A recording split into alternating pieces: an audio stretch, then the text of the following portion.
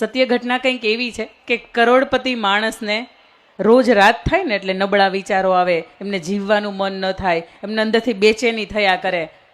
ભગવાનની દયાથી કરોડપતિ હતો, ભગવાનની દયાથી સંતાનોનું સુખ હતું, દીકરાઓ બહુ સારા હતા, પત્ની એમના કયાગ્રા હતા, બધી જ રીતની સાહેબી. પણ છતાંય અંદરથી સાંજ પડે એટલે થાકે, હારે અને ન કરવાના હોય ને આવા વિચારો કરે.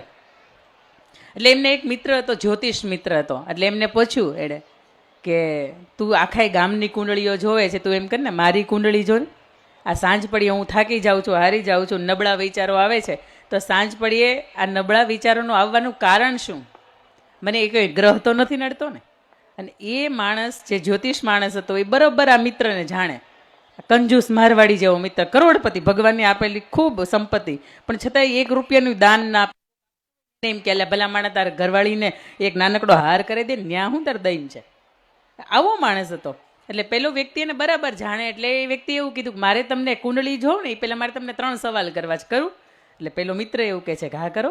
એટલે સૌથી પહેલો સવાલ કે મારો કે તમારા કુટુંબની અંદર ઘણા એવા યુવાનો હશે, એમાંય કોરોના ગયા પછી અત્યારે આર્થિક સંકળામણ જે સુરતની માથે આ 2 ધારની તલવાર લઈને મંડાઈ રહી છે એ મંદી ડાયમંડના ઉદ્યોગની અંદર, તો આવા સમયગાળાની અંદર તમારા કુટુંબની અંદર કોઈ એવો યુવાન ખરો કે જે બેરોજગાર હોય, જેને સાંજે ખાઈને ખાવાના માંડ થતા હોય? ક્યારેક એવું બને કે ચાન ભાખરી ખાઈને હુઈ જતો હોય. એટલે કે હા, એવા ઘણા યુવાનો છે. એના માટે કીધે કે તમને રોજગારી આપવાનું મન થાય તો કે એને કર્મનું ભોગવે છે. એને કોણ કે ડાયમંડના ધંધાની અંદર રહે, બીજું બદલી નાખ, તાર ધંધો બદલી નાખ. એટલે પછી કે બીજો સવાલ મારે તમને પૂછવો છે, તમારા કુટુંબની અંદર કોઈ એવા ગંગા સ્વરૂપ બહેનો ખરા કે જેના જીવનની અંદર ચૂડી, ચાંદલા અને શેથાનો રંગ ઉડી ગયો હોય, એના જીવનની અંદર તમને ખુશીઓનો રંગ ભરવાનું મન થયું ખરા? તો કે ના, એણે તેની જિંદગી જીવી લીધી હોય અને હવે એ એના કર્મનું ભોગવે છે ને. એને મારે કંઈ 2 વખત કે 5 વખત 5-15 કિલો ખાંડ આપી આવું કે રેશન આપી આવું, એનાથી કાંઈ આખી જિંદગી નહીં જાય, એને લેવાની આદત થઈ જાય. એટલે એ એની રીતે જે જીવે છે બરોબર જ છે. એટલે કે મારો ત્રીજો સવાલ છે, તમારા પરિવારની અંદર, તમારા ગામની અંદર કોઈ એવા બાળકો ખરા કે જેને ભણવું છે પણ છતાં એના પરિવારની આર્થિક પરિસ્થિતિ બરાબર નથી કે જેના કારણે એ ભણી નથી શકતા? એની અંદર ખૂબ ગજબનું ટેલેન્ટ છે પણ પરિસ્થિતિ નથી એટલા માટે ભણી નથી શકતા. તો કે હા, એવા ઘણાય બાળકો છે. તો કે એના માટે તમને કંઈ ભણાવવાનું મન થયું ખરે?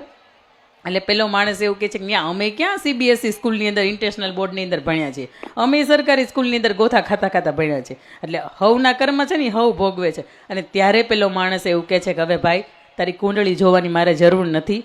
તારા કુટુંબની અંદર તને બેરોજગાર યુવાનો છે, એની બેરોજગારી નડતી ન હોય, તને ગરીબ જે ઘરના મા બાપો છે એના શિક્ષણની વાત તને નડતી ન હોય, અને તારા કુટુંબની અંદર જે ગંગા સ્વરૂપ બહેનો છે એના જીવનની અંદર ખુશીઓના રંગ ભરવા આ વાત તને નડતી ન હોય ને, તો નવગ્રહો નવરા છે તને નડવા માટે આવે.